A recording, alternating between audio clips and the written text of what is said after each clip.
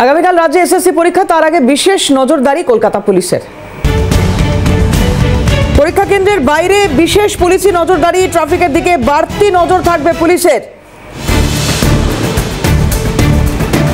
অভিরূপা সাহা আমাদের প্রতিনিধি রয়েছেন টেলিফোনে। অভিরূপা, একটু জানার চেষ্টা করব তোমার কাছ থেকে কি পরিস্থিতি এই মুহূর্তে এবং কি বলা হচ্ছে, কলকাতা পুলিশ ট্রাফিক কিভাবে কন্ট্রোল করবে, কি জানানো হচ্ছে এখন অবধি?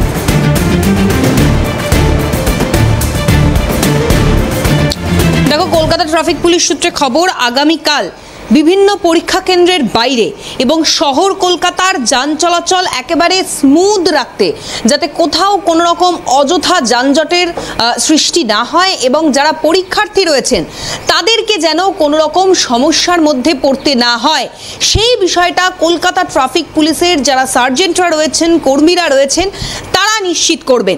এই মুহূর্তে দাঁড়িয়ে যেটা এখনো পর্যন্ত শেষ পাওয়া খবর, যে কলকাতা ট্রাফিক পুলিশ সূত্রে যেটা জানতে পারা যাচ্ছে, আগামীকাল সকাল 8টা থেকে দুপুর 3টে পর্যন্ত শহর কলকাতায় বাড়তি নজরদারির ব্যবস্থা রাখা হবে। বিভিন্ন যে পরীক্ষা কেন্দ্রগুলো রয়েছে সেই পরীক্ষা কেন্দ্রের বাইরে বিশেষ পুলিশি প্রহরা থাকবে। এছাড়া হেডকোয়ার্টারের মাধ্যমে বিভিন্ন জায়গা, তার মধ্যে বেশ কিছু সেন্সিটিভ জোন ইতিমধ্যেই পুলিশ আধিকারিকরা তালিকাভুক্ত করেছেন, সেই জোনগুলিতেও কিন্তু বিশেষভাবে নজরদারি চালানো হবে। এটা গেল ট্রাফিক।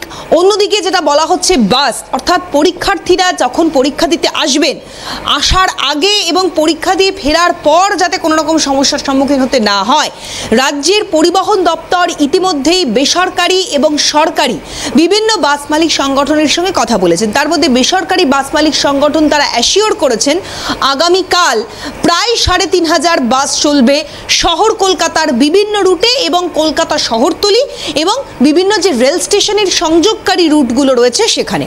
এছাড়া বিভিন্ন যে সরকারি বাস ডিপো রয়েছে সেখানে পরিবহন দপ্তরের তরফ থেকে নির্দেশ দেওয়া হয়েছে যে আগামীকাল বিশেষ করে পরীক্ষার আগে, পরীক্ষার পরে, 2 ঘন্টা আগে 2 ঘন্টা পরে অন্তত পক্ষে 15 মিনিটের ব্যবধানে বাস ছাড়তে হবে। সেখানে যাত্রী আসুক বা না আসুক, একটা নির্দিষ্ট টাইম লিমিট, একটা ব্যবধানে সেই বাস ছাড়তে হবে সরকারি বাসের ক্ষেত্রে। অন্যদিকে ফেরি সার্ভিসের ক্ষেত্রে যেটা বলা হচ্ছে, ফেরি সার্ভিস হয়তো বাড়ানো হয়নি, কিন্তু সময়ের ব্যবধানটা অনেক কমিয়ে দেওয়া হয়েছে।